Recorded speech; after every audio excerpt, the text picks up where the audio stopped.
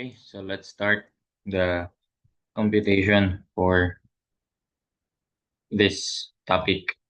Problem solving na tayo. Ito yung una sa book ni Gilizania, the problem. So, a plastic cube, take note, that is a cube daw, of side L. Okay? Specific gravity given, placed vertically in water. So, is the cube stable? So, yun lang yung tanong. Okay, so gawa tayo na tubig. Linya ng tubig. Ganyan. Water surface yan. Okay. Ayan, water surface yan. So, may plastic cube ka raw. So, kung cube, di ba, that is square yung cross-sectional area. Square ba yan? Mukha naman. Mukhang square ba? Ayan. So, ang tanong, side L. So, ibig sabihin length to. Masyado maliit pa na yan, ano? I-try ko nga. Ito, length L. Length din na L. Siyempre, kung meron ka dito, kung i-extend mo rin yan, yun, length L din yun. Diba? Gets naman siguro. Cubic kasi yan eh. So, ayan no. Yung 3D doon, yung part na di nakita doon banda. Length din yun. L. Cubic tayo eh. Diba? Pakita ko na lang din lahat. Ganyan siya. Cubic. Mukhang D-cube. So, plastic cube, ito lang yung front makikita. So, specific gravity, 0.82. Specific gravity may binigay, 0.82. So, placed vertically in water. Tanong, is the cube stable? So, paano natin masasabi kung stable or unstable? Again, dun tayo babalik sa kung nasaan yung location ng metacenter natin. Okay, kung nasaan yung location ng metacenter natin. So, dito yan. Ito yan, oh. Wait lang. Saan ba yung binanggit dito kanina? Yan, oh. Unstable. Itong una. Can be seen that a body is stable if M is above G. Then, unstable naman is M if is below G. So, yun. Kunin muna natin yung M at G. Okay? So, ang G, basically, yun lang naman yung center of gravity ng buong ano yan, ng figure na yan. So, yan yung G. Yan may pangapangalanan natin na G. Mukhang kailangan ko pang taasan to Modify ko lang. Baba ko lang. Ayan yung G. So, ano yung distance niyan? So, di ba? Kalahati yan ng buong L. So kung galing ka dito sa baba, ayan, bottom, i-measure mo siya. Ayan, yung G natin is just kalahati ni L, kalahati ng length niya or ng height niya. Ganun. Tapos, paano yung M? Ayun yung di natin alam. Pero since upright pa lang naman yan, di ba, ang sabi, naka-coincide or collinear ang M. Pag ang M at G ay collinear or pati yung center of buoyancy. Yung center of buoyancy pala, compute na rin natin. So, hindi naman nabanggit, no? Hindi nabanggit, pero itong buong to ay what we call the draft, di ba? Sa buoyancy pa yung part na yan. Itong distance, yung height ng submerged na part, that is what we call the draft. Then, ang kalahati nun, nandun yung center of buoyancy natin. Kita pa ba kung ano to? Usod ko nga to. Dito na lang. Basta nakaturo yan dito. Okay? So, nandito yung kalahati niyan. Yan mo. Yan yung center of buoyancy. B sub O pangalan natin dun, di ba? Ganun.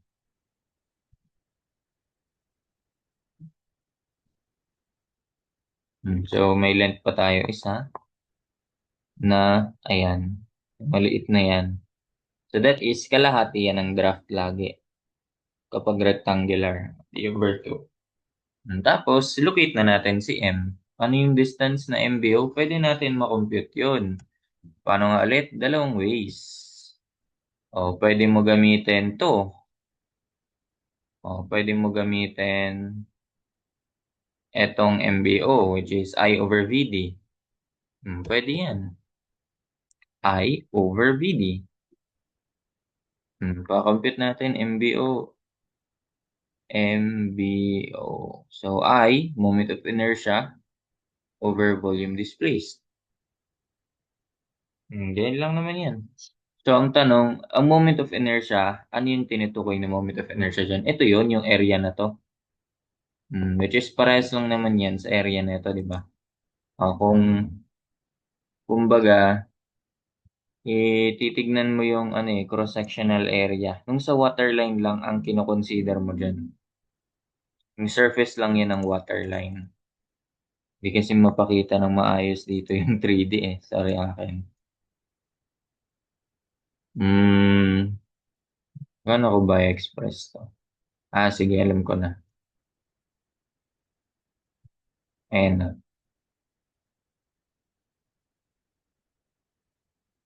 Duplicate ko lang siya.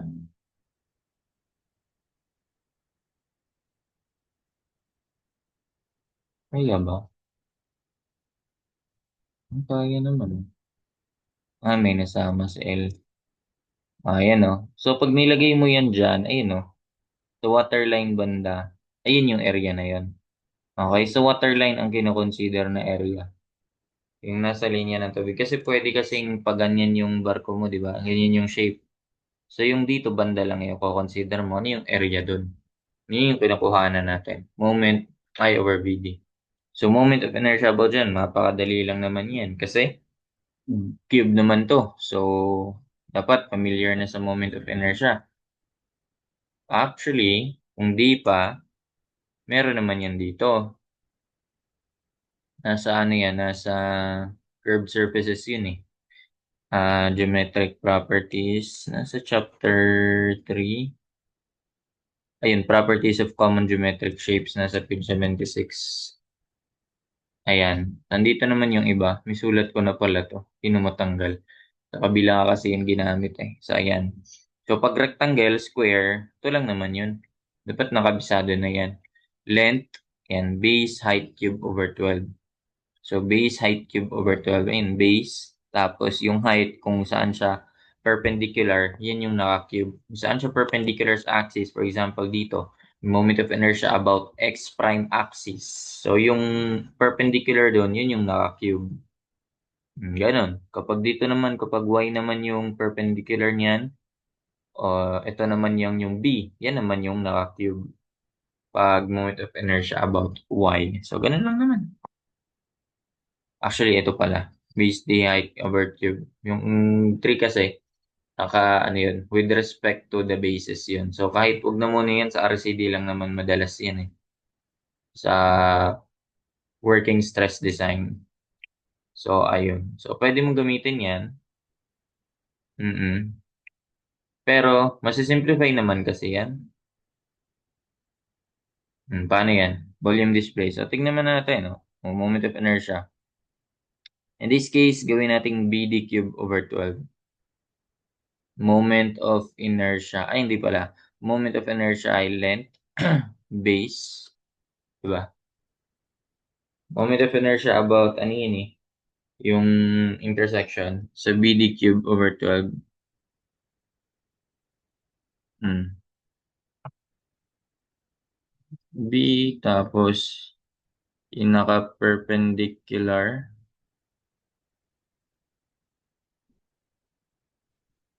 Ayan, sige. Simplify natin. So, ang gagamitin natin dyan ay yung 1 over 12. Yan o, 1 over 12. Moment of inertia with respect to dito kasi yan eh. With respect sa x-axis. Yung, ano niya, neutral axis to be exact. So, moment of inertia about doon ay length times length cube, di ba? Length times length cube. Kasi ito yun o, length base times length cube. Over 12 mo lang naman yan. over 12. No, so i-divide mo siya sa volume displaced.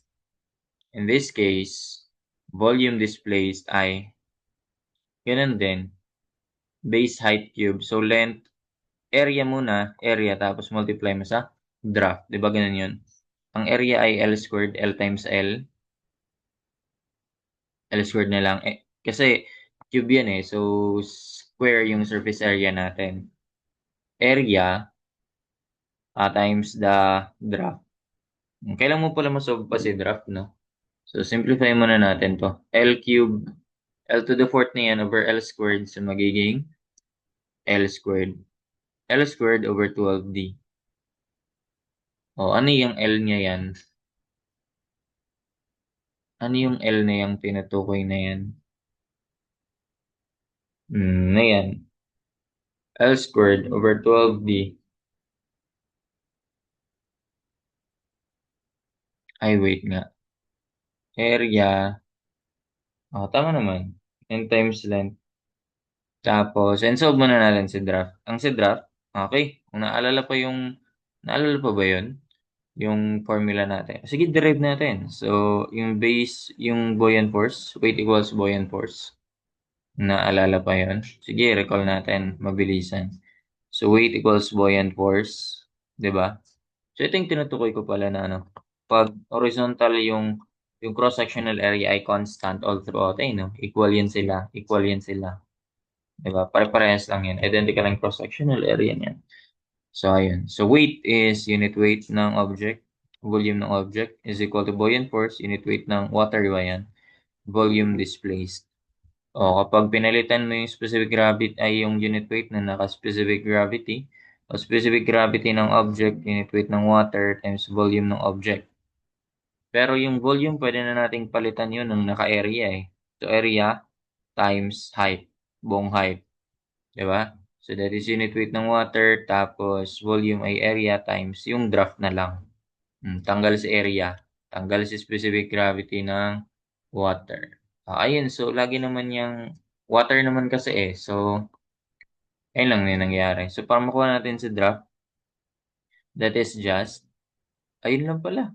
Specific gravity times ano lang pala yun. Specific gravity ng object times height. Buong height. O, yun lang pala yun. O, papalitan mo na yan. May height ka, which is yung length. Diba? Which is yung height niyan ay yung length. O, so SOL lang pala yan. Yung draft natin. O, so pwede na ma-compute sa MBO. So, L squared over ano yun, 12 times yung draft. Yung draft natin ay specific gravity times H. And specific gravity ng object is 0.82 o times L is H. So, ayun. 0.82 times L. O, masisimplify pa pala to. L squared over L. L na lang yan. Paano yung 12 by 0.82? Pwede ba yan? I mean, pwede, pero magandang number ba yan? 0.82. 9.84. Pwede naman, no? 9.84. Tama ba? 12 times base height cube over 12.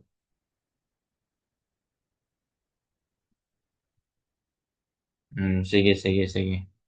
So, 1 over 9.84. O, yan. Ayun na. Yan na yung MBO natin. Ano yung length niyan? Ito pala kasi walang binigay na dimension ng length eh, no? So, yun yung MBO.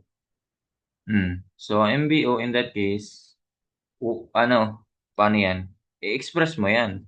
1 over 9.84, ano yan? Pag in-express mo yan, 0.10, paulit-ulit. 0.10 na lang. Most nearly gives 0.10 ng length. So, parang 10%, no? Yun, 9.84 nga. Parang 1 over 10. Gayon. So, 1 over 10 na lang siya ng length. So, ang baba pala ng MBO, no? MBO natin, 0.01 lang ng length. Ito yung buong length. Yung G, ano yan ang buong length? Ito, dito mo makikita. Ang BO ay, ayun lang. Okay, okay, okay. Yung D, pwede na naman natin to express in terms of ano in terms of length, 'di ba? O, para makita natin ano 'yan. Ito, kalahati lang, 'di ba? 0.5 L bale.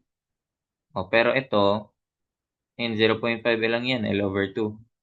Itong D over 2, so simplify natin 'yan. Ang D natin is 0.82 times length, tapos divide mo by 2, ayun, naging 0.41. Ah, so ang baba pala siya, 0.41 L. Oh, ano yung isa? NBO, I over VD. Oh, ano nangyari? 0 point? Ang baba niya, no? 0.41. Ito, 0.10 L. Ang baba pala ng MB, dun. Di ba? Wait, no. Ayun. So, yung distance between metacentric height, yung M, at yung buoyant, ano yun? Center of buoyancy, MBO, is 0.10 lang ng L. So, parang 1/10 lang ng buong length. So, i-compare natin yan sa distance ng G to BO. Meron ka ng MBO. Distance yan, M hanggang BO kasi. Kaya MBO ang pagtawag natin. So, ganito na lang. I-represent ko na lang siya as ganyan. 0.10 times the length. Okay? So, ang sunod is yung GBO. Kunin natin yung distance na yan, GBO. Makikita naman natin yan. Pag mas mataas yan kaysa sa MBO, di unstable, di ba? Ibig sabihin, nasa taas si G, ni B, kaysa kay M. Ganun lang yan. So, ang GBO, ayun, L over ano lang yan, L over 2 minus, ini yung distance ng G hanggang BO. So, L over 2 minus D over 2. Pero yung D over 2, pwede na natin gawin yang, pero yung D over 2, express natin in terms of L, pwede natin gawin yang 0.82 L over 2. So, ayun, ano nangyari? Pwede, parang ano lang yan, L over L, oh, ayun, oh. So, parang ginawa mo dyan, parang 1/2 minus 0.82 over 2 lang yan. Ayun. So, 0.09. Ayun, mas mababa naman pala siya eh. 0.09 L naman to. So, ayun. In terms of L, ito mas mataas. Since ito is greater than GBO, ibig sabihin, parehas lang kasi sila ng dulo eh. Baba, baba. Di ba? Hindi mo kailangang kabisahin yung formula. Nag-start siya sa BO. Ito lang yung GBO. Ilan yun? 0.09. Pero ang MBO, mas mataas doon. Ibig sabihin, nasa taas pala si M. Nandito pala banda si M. Dito siya banda. Metacentric height natin. Dyan siya. Pwede ko ba tanggalin to? Ayun. Dito banda yung M. So, ayun. Kaya, stable siya. Since M is greater than L, M is above G, since M is above G. So, ayun. Anong nangyari? The body is stable. Ganon. Okay. Kaya na tayo dyan. Stable siya. Yun lang naman tanong eh. So, is the cube stable? Yes, it is stable. O, sundan natin. Itong isa. O, yan na. Solid wood naman. Cylinder of specific gravity. 0.6 is 600 mm in diameter. Okay, so di ko siya ginawa dito, no? Di ko ginawa dito yung paggawa ko ng cross-sectional area corresponding. So, sige. So, cylinder, ang side profile niyan, syempre, cylinder lang din, di ba? Ay, rectangle lang din, di ba? Side profile niya. Solid wood cylinder and specific gravity of 0.6. Specific gravity 0.6. Is 600 millimeters in diameter. Okay. So, 600 millimeters in diameter. May ako na lang ilagay yung cross-sectional area. 600 millimeters. Ilalagay ko yun sa baba. And, ito na, 1,200 mm. So, ayan na, may mga binigay na. 1,200 mm. Okay, if this placed vertically in oil, oh, specific gravity 0.85 na. So, would it be stable? Oh, so, oil. Sige, blue pa rin gamitin ko. Ayan. So, di natin alam saan siya pwesto dyan eh. Ganyan lang, assumption lang. So, ang tanong, would it be stable? So, ayun. Bali, ang cross-sectional area dito banda, yung sabi ko nga, dun kasi yan sa waterline eh. Dito, oh. Di ba circular yan? O, di ganito yung magiging cross-sectional area yan. Bilog yan. Dun banda.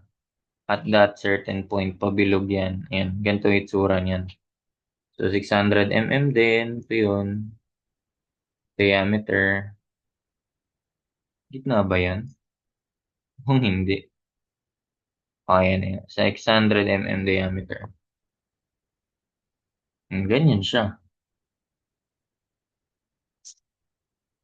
O, ito, obviously, di mo na. Actually, kanina, pwede mo pala gamitin yung b squared over 12d, eh, no? Pwede yun, b squared over 12d. Pero, isunod na lang natin sa next problem na lang. Pero pwede siya dito kasi rectangular yun, no? Cubic. Cubic, rectangular, pwede yun.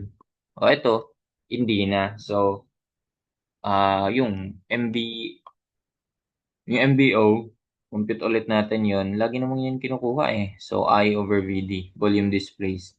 Ganyan lang naman lagi. Ganyan lang lagi.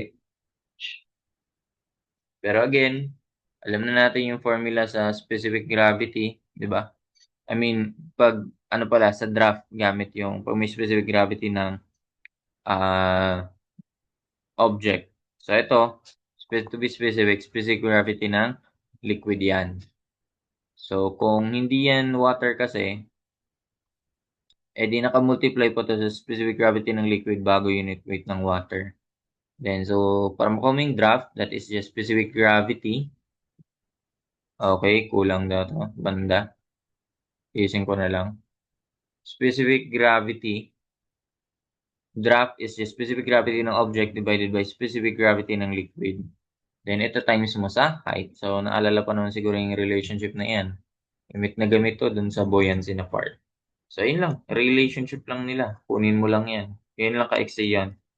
Specific gravity. Ganun lang. So, unahin muna natin i-solve yung draft. That is, specific gravity ng object over specific gravity ng liquid times yung total height. Ganun lang. Kasi, constant naman kasi yung cross-sectional area. Bilog yan. Bilog yan dyan. Bilog yan dyan. Ganun. Yun yung uh, pagkaka, ano dun, pagpapariwanag dun. So, ang draft is specific gravity, yan 0.6. Tapos, may oil pala, oil surface pala to, ng specific gravity ay 0.85. Okay, 0.6 divided by 0.85. Tapos, siguro gawin natin naka-meters na.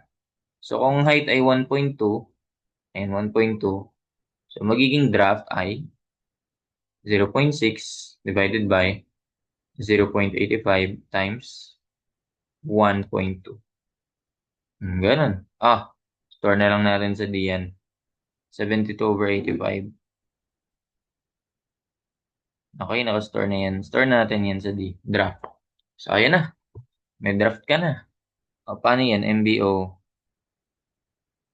Ayun, moment of inertia ulit. Ang moment of inertia ng circle lang yan.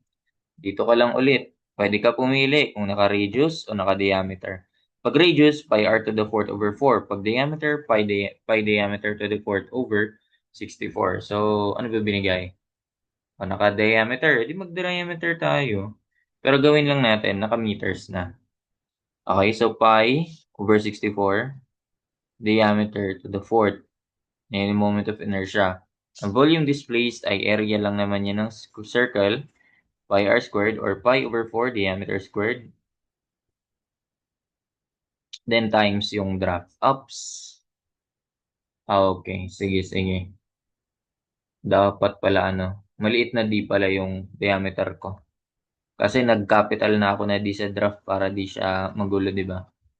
5/4 diameter square, diameter to the fourth, tas 5/4 diameter squared. 5/64 diameter to the fourth over area, 5/4 diameter squared, times yung draft. Yan. So, pag sinimplify natin yan, cancel si pi, tanggal lang din pala yung pi, no? So, diameter to the fourth over diameter squared magiging diameter squared.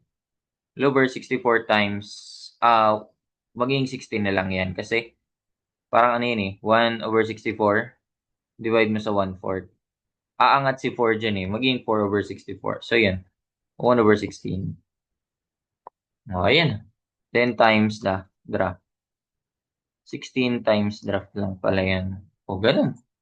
So, MBO, diameter. O, sige, gamitin na natin yan. Diameter, dapat naka-ano tayo dyan, naka-meters. So, ang diameter ay 0.6 squared divided by 16 times the draft, yung nasa D. Pa-meters yun.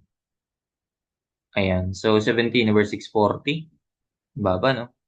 17/640.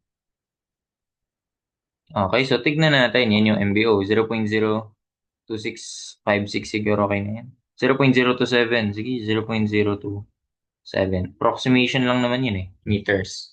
So, yun yung MBO. Again, hanapin muna pala natin yung weight. Syempre, nasa gitna yan ng buong cylinder na yan. Sa kalahati. Ngayon yun, kalahati yan. Ito yung H/2. Yung location ng, yan yung location ng center of gravity natin. Oops. Ayan. So, yung location ng center of gravity natin, gitna. Tapos, ito naman yung center of buoyancy, yung kalahati ng draft lang. Okay, so ito yung draft natin. Ayan yung draft na na-solve na. So, kalahati lang yan. Kasi yan lang yung volume na displaced eh. 'Di ba? So, kalahati lang siya. Draft, ano yun? Center of buoyancy. So, meron na tayong MBO. So, solve natin si GBO. So, pag yan naman mas mataas, doon na, malaman na natin. GBO is equal to, ayan ay yung GBO. Galing ka lagi mag-reference ka sa bottom kasi yan yung sinusukat mo eh. So, ang GBO ay kalahati lang nung height. Na ito, H/2 to. H/2. H/2 yan. So, ito naman, D/2. Ganun lang. H/2 minus D/2. So, H/2 minus D/2. Kaya na ba yan? Ang H ay, height ay 1.2/2 minus, nakastore sa D yun, di ba? Over 2. So, sige nga, anong value nun? So, that will be 0.6, di ba? 1.2/2 minus D/2. O, dyan makikita natin that 0.17. Ayun, greater than na siya. Di ba? So, 0.176. 0.176. So, ibig sabihin, nasa taas na yung GBO. Nasa taas yung GBO, 0.176. Ang distance niya galing BOI, ang GBOI, ayun na, 0.106. 0.176. 0.176. Samantala, yung MBO naman, ay mas mababa doon. So, nasa baba lang si M. Ganun mo siya makakuha. Dito lang sa M, oh. Diyan lang sa M. MBO ay mas mababa doon, 0.027. So, ayan. Since, ganun ulit. Since, G is above M, metacentric height, so unstable na yun. No, ganun lang. Isang problem, stable. Pangalawang problem is unstable. Ganun lang. Okay, that's it for this problem. Tulin ko muna.